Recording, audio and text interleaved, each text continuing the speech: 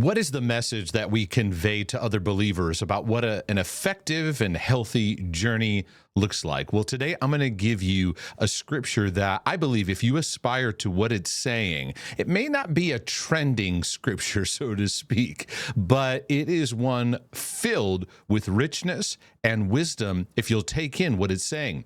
I'm your brother from another mother, Mark DeJesus, bringing you insights for your healing and freedom journey. So welcome to the Healing and Freedom Journey. I'm all about mental, emotional, and relationship health. And if you are too, then you've come to the right place. As I get into this, it's going to be found in 1 Thessalonians chapter 4. There is powerful wisdom that has helped my mental health journey, and I believe it can help you too. And I think if we aspire to what this scripture passage is saying, it can have a powerful impact on your mental health and in your journey. I'm going to get right into it. The first part, it's found in verse number 9. It says, "But concerning brotherly love, you have no need that I should write to you, for you yourselves are taught by God to love one another. And indeed, you do so toward all the brethren who are in all Macedonia." The first thing I want to say, if we aspire to this in our life, it is life-changing. And that is in all things in your life, learn how to live in the power of love. To know what compassion looks like, to know what love is, but also to know what love is not. And I do teach on that because I think it's important.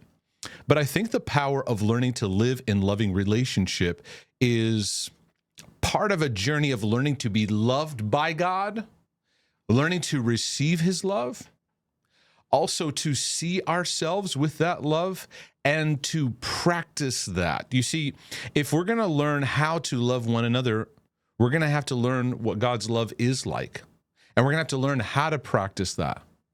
And many are realizing, I don't know how to connect and receive God's love and make it a meaningful experience in my life. That's one thing. Second thing is many are saying, I don't know how to see myself through love. We're very hard on ourselves, very self-critical, very judgmental. We easily condemn. We don't let the compassionate grace of God's love have a work in our life where now we can see things the way that we need to see them.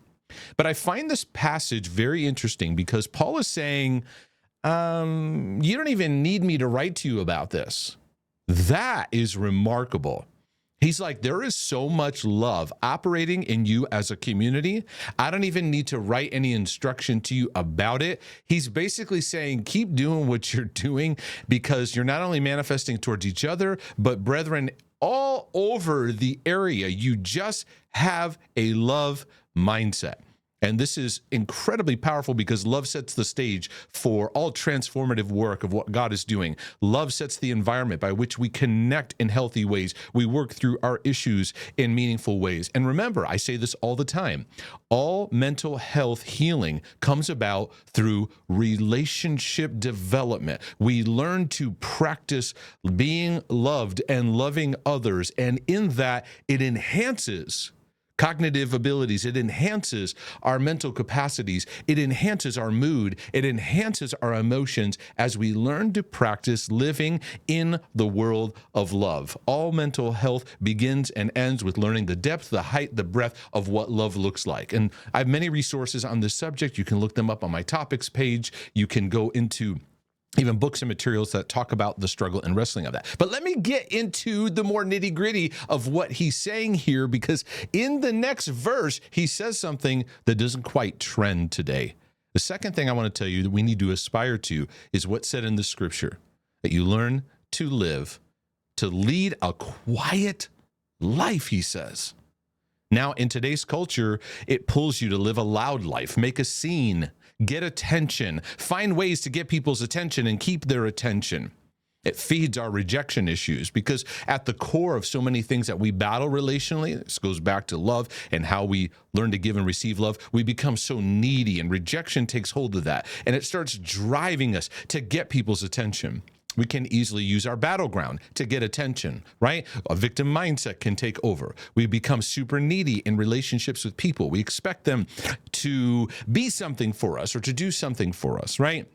And then we feel we need to be loud or be seen to get a message out there. We're constantly finding ways to put ourselves out there, or we need to have a certain level of popularity or a certain amount of friends.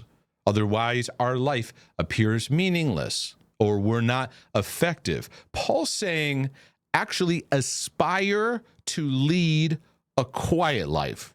This goes against the messaging that you see, whether it's in the church or out of the church. It doesn't matter. There's a message of everything needs to be loud. Everything needs to get attention. Everything needs to, and it actually, not that it's evil to market or put a message out there. I'm not saying that. What I'm saying is it takes over. And Paul's saying it's actually very powerful if you aspire actually to go in the opposite direction and go, you know what? I actually want to live a quiet life. I want to appreciate quietness. That means you're going to have to make room for margin, make room for slow, make room for quiet. Modern human beings, when you quiet things down, they get uncomfortable because they live in a constant buzz. We live in a constant buzz in our thoughts, in our relationship, in our world, and we're constantly living this loud life. And God is doing a renewal in people where they're getting back to simplicity. They're living more simple lives. They're living in the fundamentals versus getting lost in all the busyness. And I got to be doing something. I got to go, and all this stuff, right? Live a quiet life. Practice this for a season and see what it does for your mental health, to look for quiet and move towards it, rather than moving towards the loud or trying to be loud because of trying to fulfill some emptiness or some need in your heart that you're feeling needs to be fulfilled by living a loud life. Then he says this, and this is incredibly helpful. But again, this doesn't trend. He says, mind your own business. Now, I'm going to have to bring the church lady into this a little bit with a mind your own business to help give a little flavor to that, right?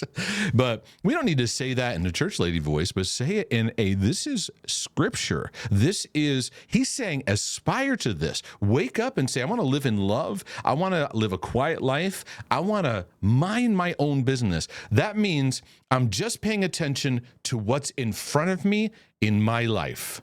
There is so much power in our mental health when we learn to harness the power of focus. We have such a struggle with focus, don't we?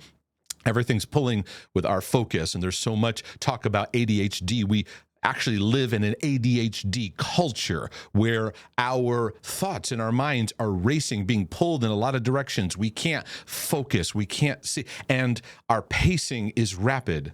And Paul's saying, make it your aim to just mind your own business. You have some things in front of you.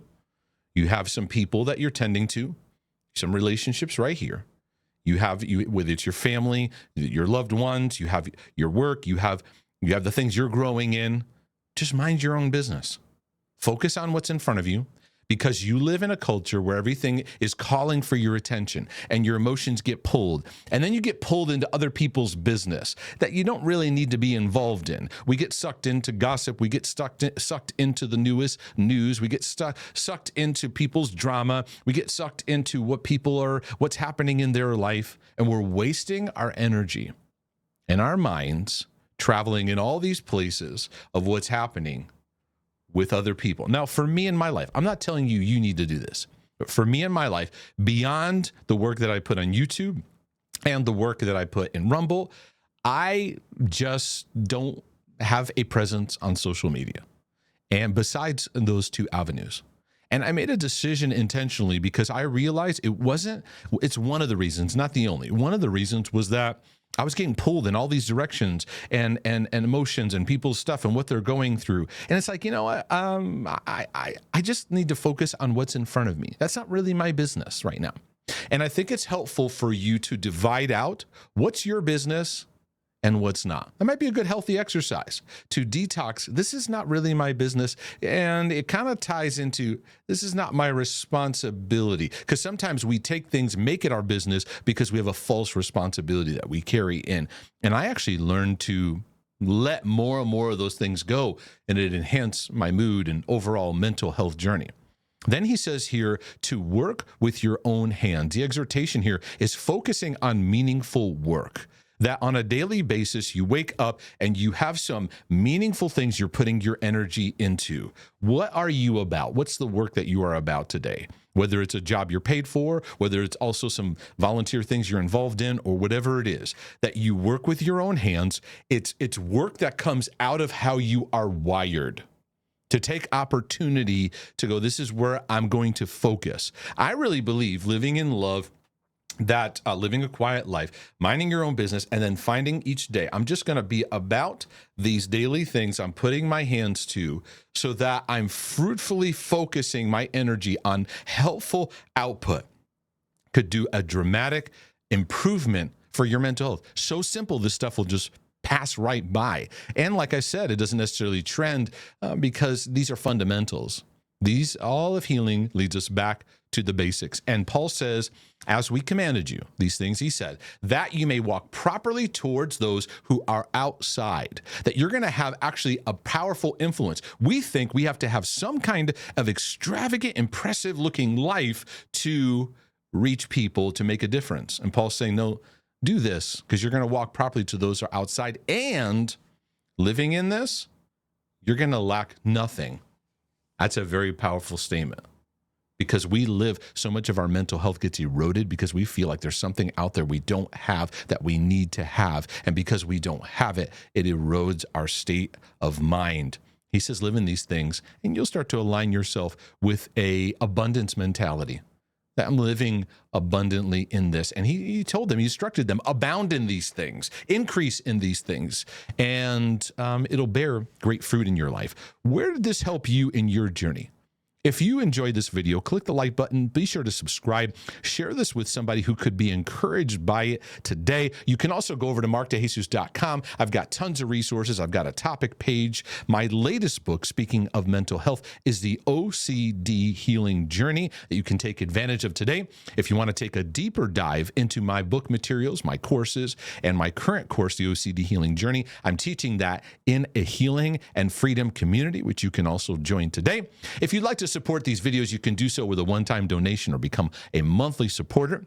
Well, either way, this is your brother from another mother saying, Lord willing, and the creek don't rise, I'll be back with more insights for your healing and freedom journey.